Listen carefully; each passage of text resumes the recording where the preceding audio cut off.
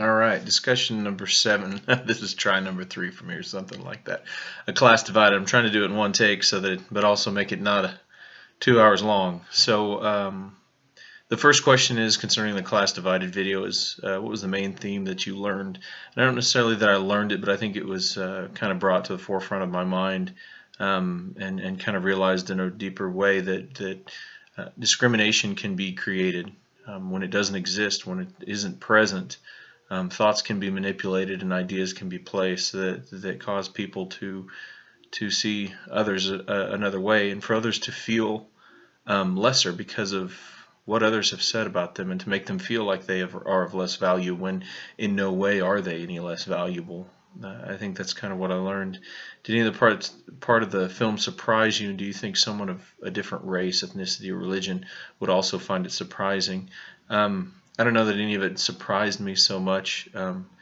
Maybe the speed at which the kids started to feel bad about themselves kind of surprised me. It threw me off guard. It bothered me a lot. Uh, that anybody would kind of feel that bad about themselves that quickly, and I guess I don't remember myself at that age or how I would feel, but that kind of surprised me. Do you think someone of a different race, ethnicity, or religion would also find it surprising? Um, I would say no, because I think there is a lot of discrimination that takes place that I'm not a part of, that isn't directed towards me because I'm a white male, just to be honest and straightforward, and that there are people who they experience it and they see it more up front, first person than I do, and I don't think it would surprise them. I think they see they're able to they maybe it was even refreshing that they could see other people who have never experienced it experience the same things that they experience. Hopefully, it helped them to kind of helped them. I hope it helps all of us to reflect on um, our own worth, our own value, our own abilities. That they're not they can't be defined about by what somebody else says about us. But no, I don't think they would be surprised. How was the exercise that Eliot designed a response to the children's question, why would anyone want to murder Martin Luther King Jr.? And did the film provide an answer to the question, can you answer the question? I don't think the film really did uh, answer the question, why would anyone want to murder Martin Luther King? Um, I think well, I don't know that the film necessarily answered it, or that the experience even answered it for the kids. But I think um, I don't know why.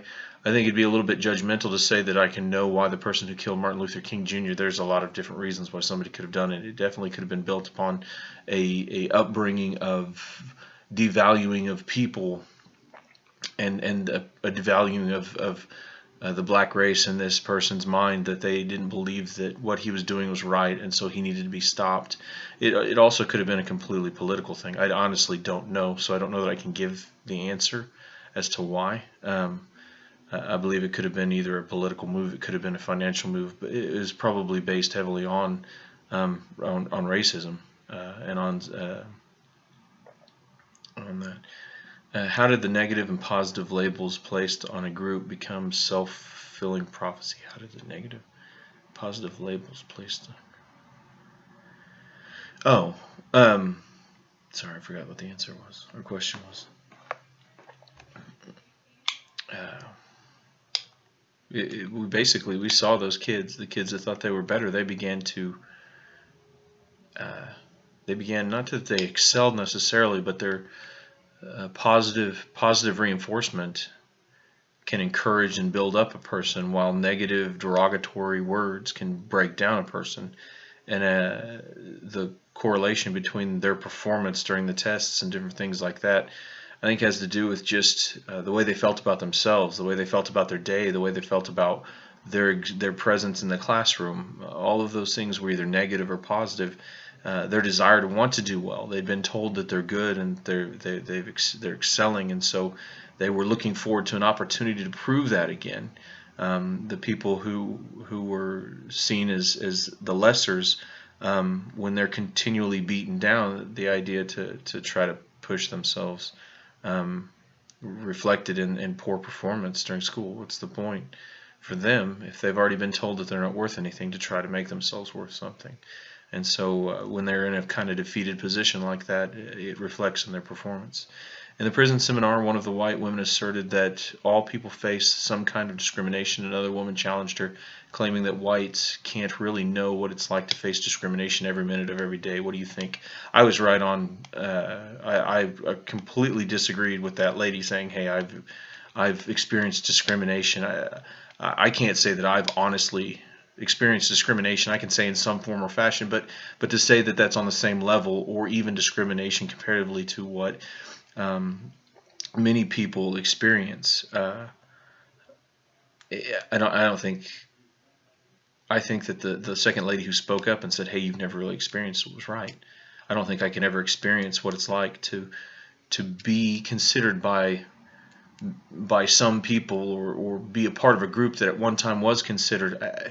It depends on where you live and where you're from, and a lot of different demographics of your culture that you live in, that surrounds you, as to how strong that negative discrimination is. But I don't think that they can. I don't think that myself as a white male can experience discrimination the way a lot of other people can, because of the way I look. How do you think this exercise affects the paramedicine profession? Have you seen discrimination in EMS? Do you think it exists? And if so, how do you think we can eliminate it? This affects paramedicine is because it has everything to do with the way that we see our clients, the way that we see our coworkers, especially if you work in a community that is a low income community that has a lot of difficult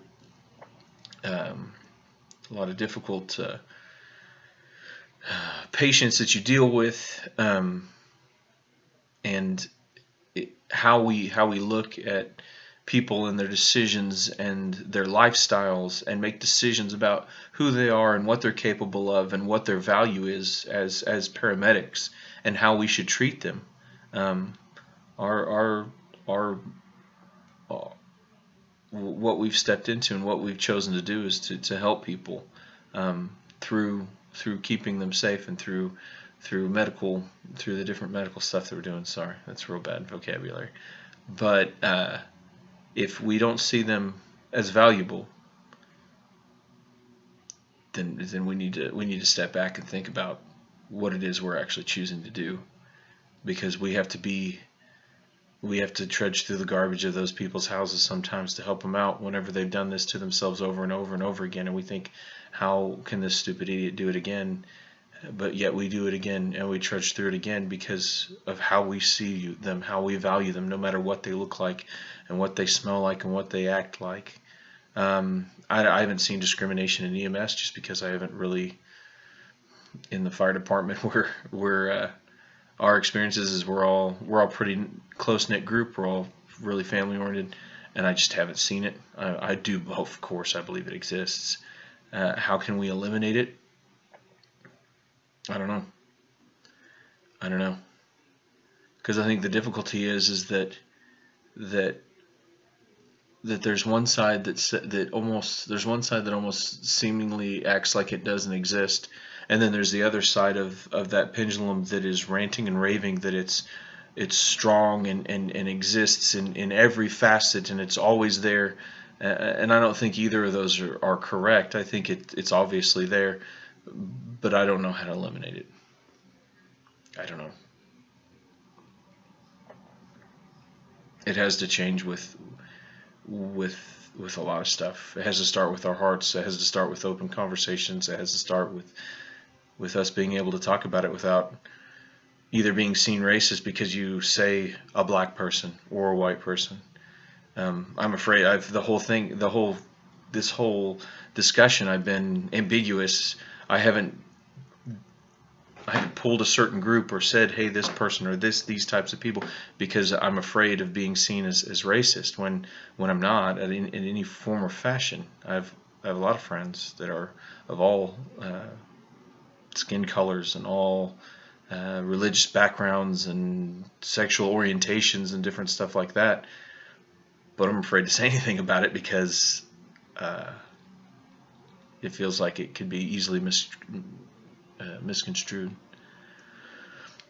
On to the next question. Both Elliot and her former students talk about whether or not this exercise should be done with all children. What do you think? If the exercise could be harmful to children, as Elliot suggested, what do you think actual discrimination might do? So the first part of the question, should this be done with all children? What do you think? No. No. I think she knew those kids really well. She knew that they could handle it. This is also a long time ago. What did it say? In the 70s? Was it in the 70s and then 1983, 1984 is when they had the reunion. Our culture has changed a lot since then. Society's changed a lot, and I believe more so now than back then, young people especially, and the younger generations, my generation down, I'm 36 years old, so my age group down, with social media and the way that Facebook and Instagram and Twitter and all these things are such an intricate part of people's lives, that it would be detrimental to many of these children, and it would be long-lasting effects, and this wouldn't be something that would stop after the exercise was over. I could see kids going, "Ha, you were part of this group, and that's what you were put in," and stay in that group, and that there would be kids that would carry it on with them after the exercise, because we and they rely so heavily on the opinions, and we feed on the opinions of everyone, and we feel like we need to tell everybody things because we're looking for a response. So I think it would be detrimental to kids at this time, and I don't think it's something. I think it's something that should be watched, but I think it would be very dangerous to be done. And I'm not saying that it shouldn't be done, and that there's not certain groups of kids that might be able to handle it, but we're talking about broken homes, a majority broken homes without family supports. Kids are relying heavily upon what other people think about them a lot more than they used to, and I think they did then, but I think they do more so now. And so I don't think I think it would be very harmful. What do you think actual discrimination might do? I think we know what it might do. I think we know that it will cause young people who are completely capable to fail in life, to see themselves as less valuable, to see themselves as not needing to apply themselves because they've already failed, because of nothing they've done, and it can destroy them. So those are kind of my thoughts on the video, according to the questions that were asked. There you go.